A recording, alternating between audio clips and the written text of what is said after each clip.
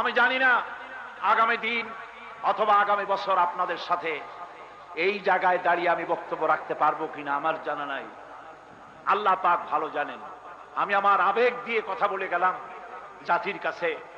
আমি যেন দেখতে পাচ্ছি জাতি জাহান্নামের দিকে এগোচ্ছে প্রতি পলে পলে, প্রতি মুহূর্তে মুহূর্তে। ও আমার জাতি, আহা!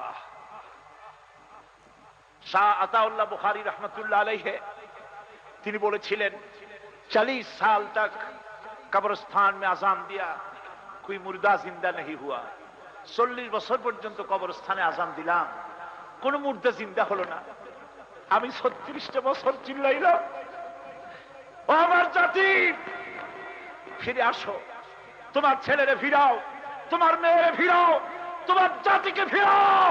হিন্দু সংস্কৃতি বাংলাদেশকে খতম করে দিবে, জাহান্নাম বানায় দেবে।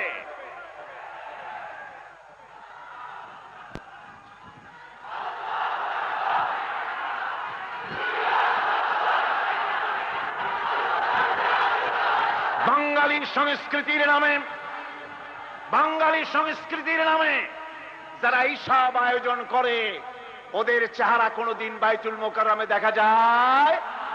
ওরা কোটি টাকার মালিক, কোনদিন হজ করে না, নামাজ পড়ে না, রোজা রাখে না, আল্লাহ বিশ্বাস করে না। নববর্ষের দিনে যদি কিছু করতেই হয়, কলেজ বিশ্ববিদ্যালয়ের ছাত্র ছাত্রীদেরকে আমার কলিজার সবটুকুন আবেগ উজাড় করে দিয়ে বলি, মুসলমান ছেলেরা এসো, মসজিদে ভরে যাও, ফজরের নামাজ পড়ো, কোরআন শরীফ তেলাওয়াত করো, আল্লাহর কাছে দোয়া করো, আল্লাহ পিছনের বছরটায় অনেক অপরাধ করেছি, মাফ করে দিও।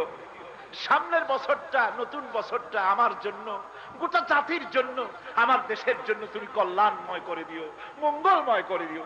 এভাবে কানলে, দোয়া করলে খারাপ হইতো না ভালো হইতো?